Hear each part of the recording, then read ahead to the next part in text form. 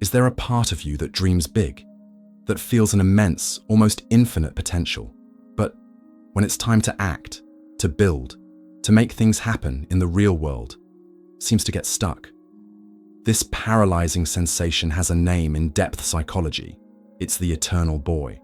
And today, we will understand this powerful force and, to see how dark its destiny can be, we'll peek into the nightmare of a man who literally could no longer be human.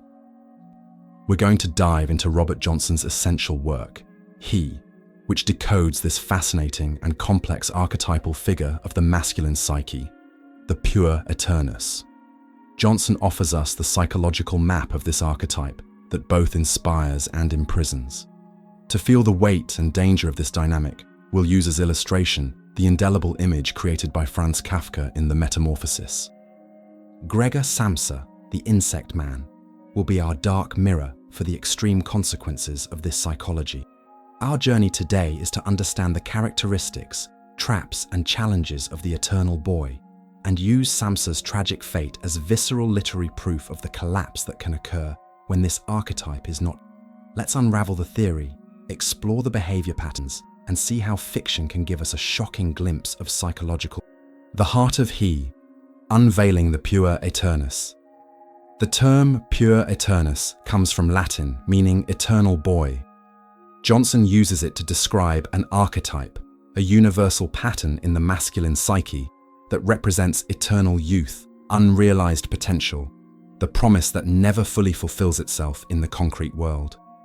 This pattern appears in various cultures and mythologies, from Icarus to Peter Pan, always representing the fascinating and dangerous refusal to accept the limitations of the human condition. At the core of this archetype, Johnson identifies an unresolved connection with the maternal, whether the personal mother or the archetype of the great mother, a fundamental difficulty in differentiating oneself, in cutting the psychological umbilical cord, which prevents full autonomy. The man dominated by the Puer may remain the special son eternally, or fight against this image his whole life, without realizing that constant rebellion is another way of remaining trapped in the same dynamic. This distorted relationship with the maternal creates a pattern where the man oscillates between dependence and escape without finding the balance of mature interdependence. The Puer loves the infinite, the limitless potential. Therefore, as Johnson observes in detail, he develops a deep terror of everything that imprisons him: a 9-to-5 job, a marriage, a mortgage, even a physical body with its needs and limitations. Each commitment is experienced not as an opportunity for growth, but as a fatal trap that would kill the promise of the extraordinary. This refusal of limitation manifests as chronic anxiety when faced with definitive choices, a feeling of suffocation when confronted with the normal structures of adult life, and a tendency to sabotage relationships or professional opportunities when these begin to demand deeper. Johnson identifies that the psychological home of the Puer is always the future. The one day I will. He is genuinely fascinated by ideas, by grandiose plans, frequently demonstrating extraordinary creativity and vision. However, he presents enormous difficulty in translating this into concrete action, into hard, repetitive, and often tedious present work. His projects remain eternally at the potential stage, like seeds that never fully germinate. There is a fundamental inability to inhabit the present, to find dignity in the gradual process of construction, to accept that every great work is built step by step, day after day, through countless small actions that in isolation seem insignificant. One of the most destructive characteristics that Johnson identifies in this archetype is what he calls the cycle of psychic inflation and deflation. The Puer lives in emotional extremes, without capacity for balance. Either he is inflated, feeling brilliant, unique, clearly above the common, possessed by an almost divine energy, destined for something grandiose that will change the world, or he is completely deflated, sunk in merciless self-criticism, feeling completely useless, paralyzed by doubt and the feeling of inadequacy. This violent oscillation prevents the development of a stable persona, of a realistic self-esteem, and drains energy that could be directed towards effective creation in the world. Johnson considers this perhaps the crucial point of his analysis, the Puer's profound difficulty in incarnating, that is, bringing the spirit, ideas, energy, potential into the flesh, the body, physical reality, mundane work. It's as if he permanently hovers above real life, afraid of getting his hands dirty with the imperfections of reality. There is a deep resistance to accepting the laws of physics, time, matter, precisely the laws that allow something to be effectively created. This refusal to incarnate manifests as a strange dissociation from one's own body, an inability to feel fully present, a fundamental discomfort with the human condition itself. The Puer wishes to create without the process of creation, to accomplish without the effort of accomplishment, to become without the journey of becoming. This psychic configuration, Johnson observes, manifests in recognizable behavioral patterns in concrete life. Chronic procrastination, where the perfect moment to act is always in the future. Difficulty in finishing what he starts, since completion requires confronting the limitations inherent in any work. Constant changes of job, career, or relationships when these begin to demand deeper commitment. Professionally, it can appear as chronic underemployment, the brilliant man who works in functions far below his potential, or as perpetual preparation, always studying for the big moment, never feeling ready to start. Relationally, it manifests as an inability for true intimacy, since intimacy requires vulnerability and acceptance of imperfections.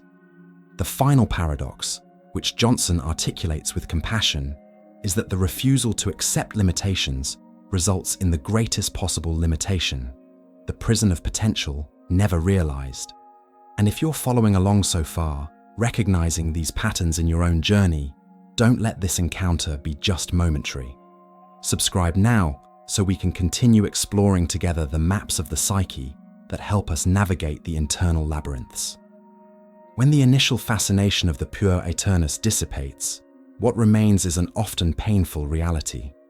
The juvenile charm, the effervescent creativity, the ability to dream without limits, qualities so attractive in youth, can transform into destructive patterns when they persist as dominant forces in adulthood. What happens when the boy doesn't give way for the man to emerge? The essence of the Puer Aeternus is his difficulty in committing to the concrete, with the limitation necessary to manifest something in the real world. This resistance inevitably leads to a fragmented life, built on unstable foundations. Professionally, this manifests as careers that never really take off, a sequence of promising beginnings, followed by premature abandonments. The resume becomes a mosaic of interrupted potentials, of seeds planted but never cultivated to harvest. The undisputed talent rarely translates into substantial achievements, into finished works that leave a mark on the world. In relationships, the pattern is equally destructive.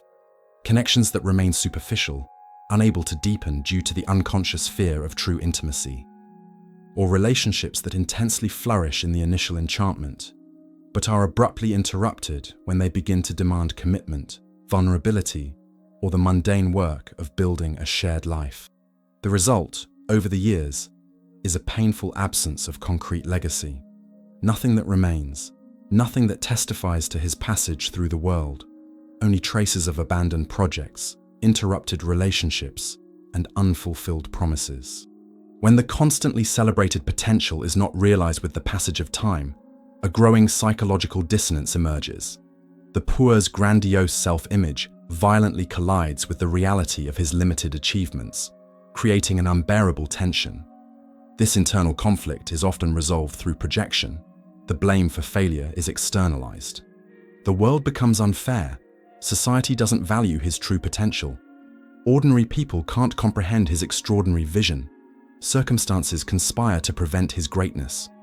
A victim narrative develops where the Puer sees himself as a misunderstood genius, the visionary born in the wrong time, the exceptional talent sabotaged by external forces.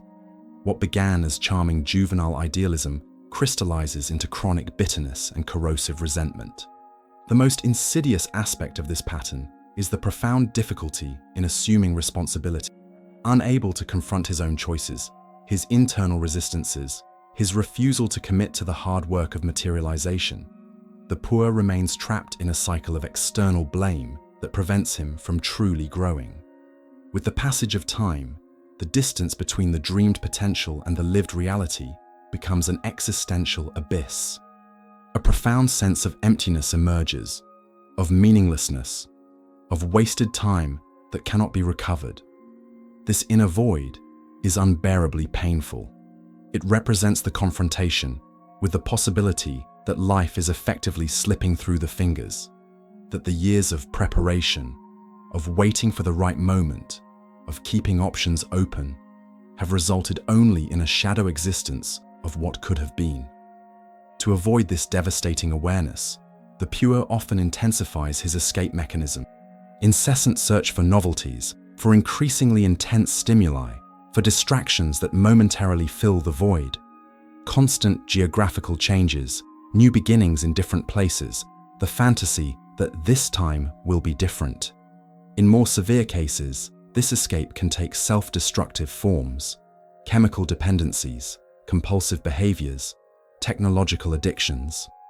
Anything that temporarily numbs the pain of the unlived life, the grief for one's own unmanifested existence. At the extreme of this spectrum, we find the most devastating consequence of the non-integrated Puer psychology: complete paralysis. The disconnection with reality, with one's own body, with the concrete world, becomes so absolute that it leads to a functional collapse. It is a profound psychic closure, where the inability to manifest in the world transforms into an inability to participate in it in any meaningful way. Social isolation intensifies, relationships deteriorate completely, the ability to work, to create, to participate in everyday life disappears. Clinically, it can manifest as severe depression, chronic dissociative states, or even psychotic breakdown. Existentially, it represents a kind of death in life, the being that remains technically alive, but has ceased to actively participate in the flow of existence. It is the inverse metamorphosis, where it is not the body that transforms, but the capacity to fully inhabit it that fades away. A silent transformation where the human gradually absents himself from his own life. And it is precisely this image of absolute paralysis, of radical disconnection with human reality, that leads us to the most terrifying literary representation of this collapse: the Metamorphosis of Gregor Samsa. In Kafka, we find the visceral externalization of this internal process. The man who wakes up transformed into an insect is not just a surreal metaphor. It is the literary concretization of the extreme destiny of the non-integrated Puer. Gregor's inability to fully inhabit his humanity, to commit to concrete reality, to assume his place in the adult world, manifests as a literal transformation. What was an invisible psychological process becomes an inescapable physical condition. It is this profound connection between the psychology of the Puer Aeternus and Samsa's tragic fate that we will explore next. How the non-integrated, eternal boy can, in the most extreme cases, cease to be human not only metaphorically, but in his lived experience of reality.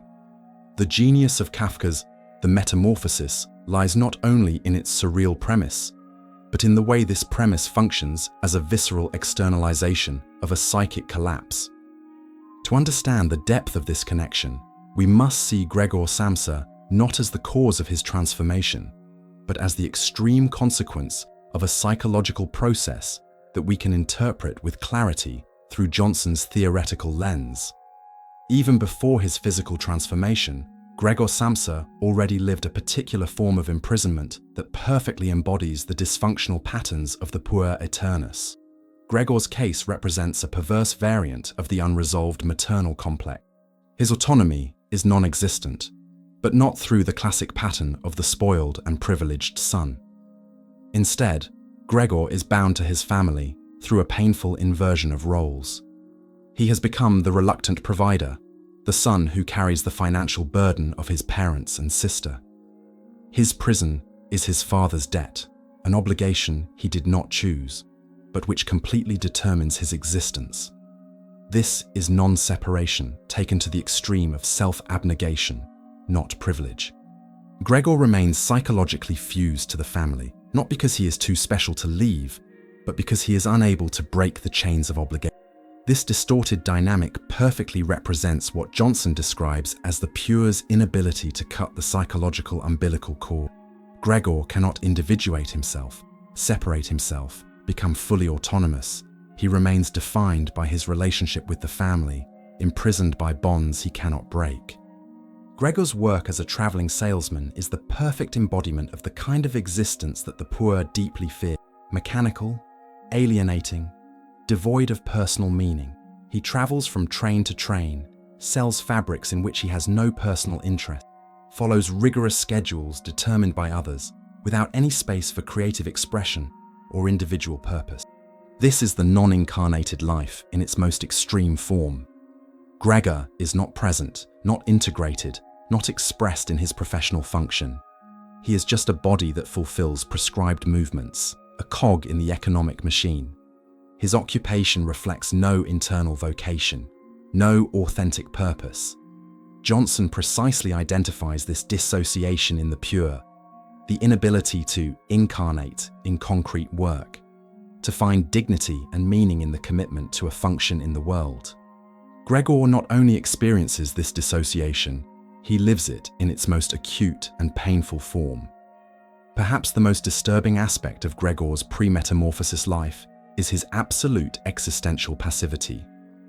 Even while working tirelessly, traveling long distances, meeting rigorous schedules, all this external activity masks a profound internal inertia. Gregor does not choose, does not create, does not determine any significant aspect of his own life. He merely reacts to external demands, from family, boss, social convention. His life is a permanent state of response, never of initiative. This is precisely the internal paralysis that Johnson identifies in the non-integrated Puer. Inertia, disguised as movement, the inability for authentic agency, life that happens as reaction, never as active creation. Even before transforming into an immobilized insect, Gregor already lived a profound form of psychic immobility. Gregor's physical transformation into a monstrous insect represents the literal externalization of the psychic collapse of the non-integrated Puer. What was invisible internal conflict becomes an inescapable physical condition. Johnson identifies in the Puer a profound fear of the body and its limitations, a resistance to the very carnality of human existence. Gregor not only experiences this conflict, he lives it in its most extreme and horrifying form.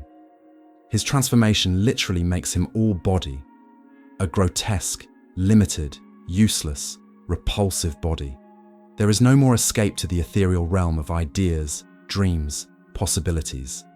The incarnation that the Puer fears happens in the worst possible way, as absolute imprisonment in the flesh, without any possible transcendence. Kafka's meticulous descriptions of Gregor's physical difficulties, turning over in bed, opening the door, feeding himself, are the visceral manifestation of the Puer's horror at the limitations of corporeal existence. It is the nightmare of physical limitation taken. If the Puer's psychological cycle oscillates between inflation and deflation, Gregor represents deflation's terminal state. He loses everything that constituted his human and social identity: his function as provider, his ability to communicate, his mobility, his appearance, even his human form. It is impotence made physical, incapacity not just psychological, but literal. Gregor can no longer work, can no longer travel, can no longer fulfill any social role. He is reduced to the condition of being observed with horror, fed out of pity, hidden out of shame. This is the final deflation that Johnson describes as the extreme of the Puer's cycle, the complete collapse of self-esteem, identity, functional capacity. But while in the normal cycle of the Puer a new moment of inflation would eventually occur, Gregor remains permanently trapped in this state of total disintegration. The Puer often feels misunderstood, unable to adequately communicate his vision, his potential, his inner world. In Gregor, this communicative barrier becomes literal and absolute. His human voice is replaced by unintelligible insect sounds. When he tries to speak, his family hears only hisses and noises. The barrier between his inner world and the outer world becomes insurmountable. He can understand others, but can no longer be understood. This communicative isolation is followed by physical isolation in his room, which gradually transforms from refuge to prison. The closed door, the brief visits for feeding, the gradual removal of furniture that represented his humanity. All this symbolizes the growing isolation of the poor who fails to integrate into the world. Finally, the poor's inability to act becomes, in Gregor, literally physical. His new body is inadequate for most human actions. He struggles to move, to feed himself, to perform even the most basic tasks. This is the definitive image of the stagnation that Johnson identifies as the fate of the non-integrated puer, the inability not just to realize his potential, but finally to realize anything. The paralysis is no longer just psychological or metaphorical, but literal. Gregor remains alive, conscious, capable of feeling and thinking, but profoundly unable to act, to interfere in the world, to manifest any aspect of his will or identity. It is the puer reduced to his extreme condition, pure consciousness without the capacity for manifestation. Thus, through Johnson's theoretical lens, Gregor Samsa's Metamorphosis reveals itself not as an arbitrary surreal event, but as the visceral externalization of a specific psychological process, the final collapse of the non-integrated puer, the extreme fate of the eternal boy who fails to become a man. While Gregor Samsa's story ends in complete dissolution, with no possibility of redemption or integration, Robert Johnson's work, He, is not just a somber diagnosis of the Puer Aeternus. Johnson, with his profound understanding of analytical psychology, not only identifies the problem, but also offers a detailed map for the integration of this archetype, a path to escape the seductive trap of the eternal boy. The first step on the path to integration is perhaps the most painful, as it requires a direct confrontation with the fundamental illusion of the puer, the fantasy of limitless omnipotence. Johnson emphasizes that the journey of maturation begins with the recognition and acceptance that real life has inescapable limit, that we are not divine beings hovering above material reality, but incarnated creatures subject to the laws of time, space, physics, and biology. This confrontation represents a form of symbolic death, the death of the childish fantasy of unlimited possibilities. Paradoxically, it is only through this acceptance of limits that it becomes possible to create something truly meaningful within these limits. Johnson shows us that commitment to a path, a vocation, a relationship, a community, is not the prison that the puer so fears. On the contrary, it is precisely the necessary structure for life to gain form and depth.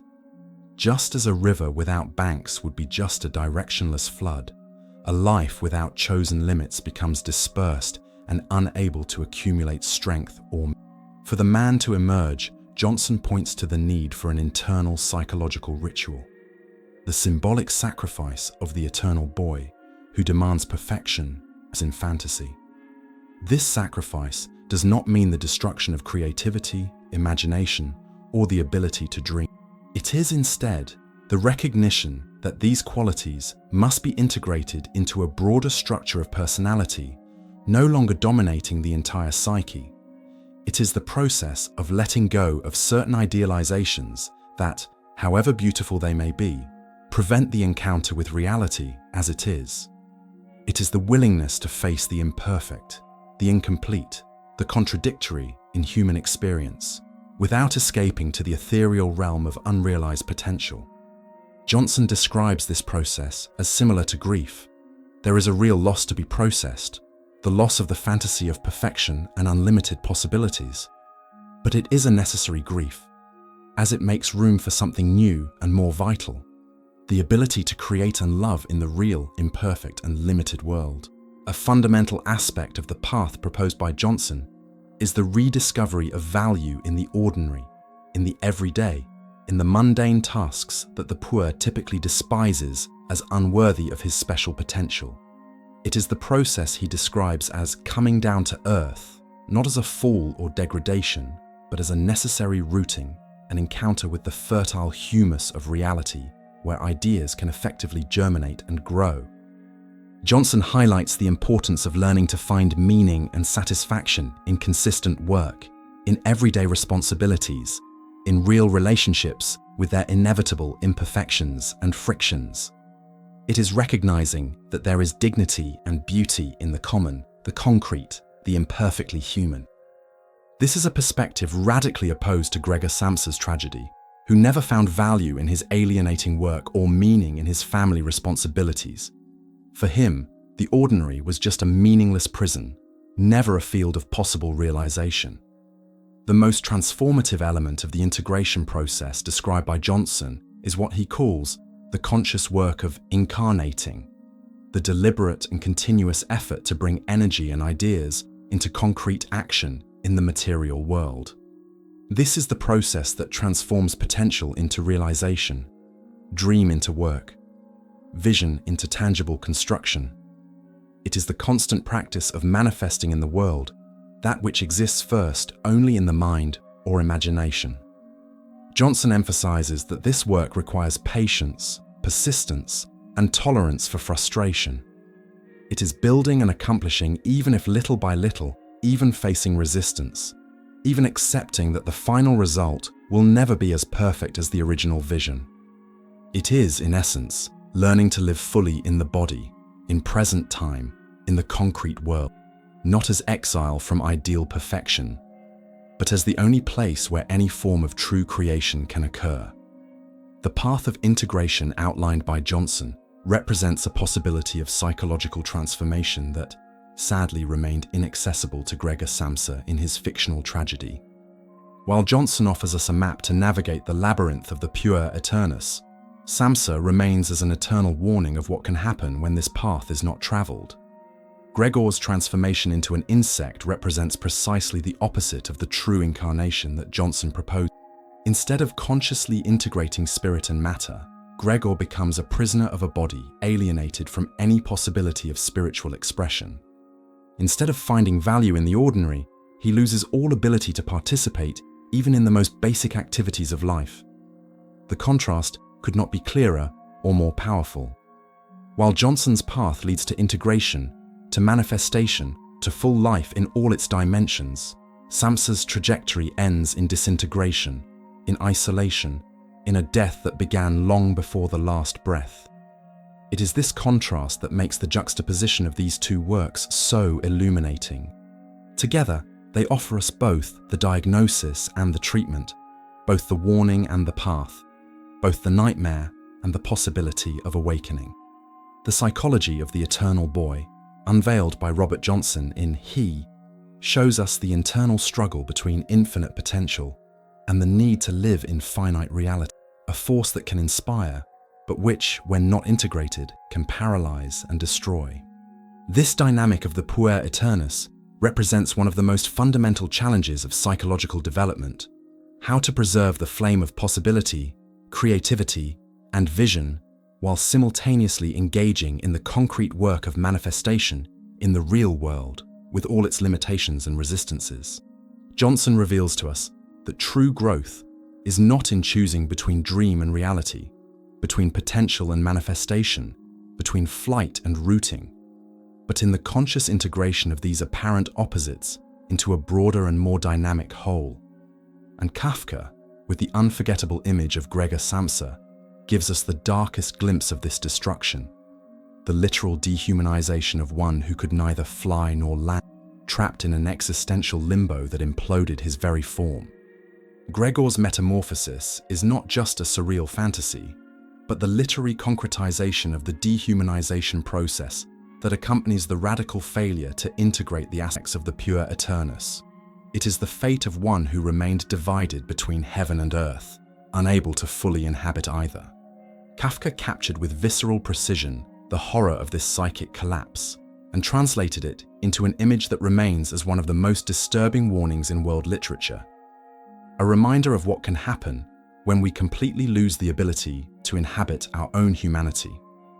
Recognizing the traits of the Puer Aeternus in ourselves or others is not judgment, but an invitation to awareness. It is the first step to choosing the path of growth, of integration, and avoiding the silent nightmare of an unlived life. This recognition allows us to work consciously with these forces in our psyche, not repressing the eternal boy, but integrating him into a broader and more complete personality. It is possible to preserve creativity, vision, and connection with potential, while developing the capacity for commitment, perseverance, and concrete manifestation.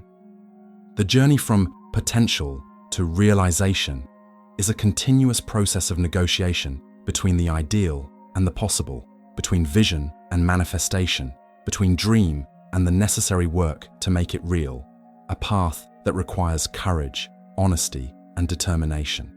Now tell me, which characteristics of the eternal boy did you recognize in your own life? What insights did Gregor Samsa's story bring to you after this psychological analysis? Share your reflections in the comments. If this exploration brought you value, leave your like and subscribe for more deep dives into psychology and the human soul through culture. Thank you very much for watching.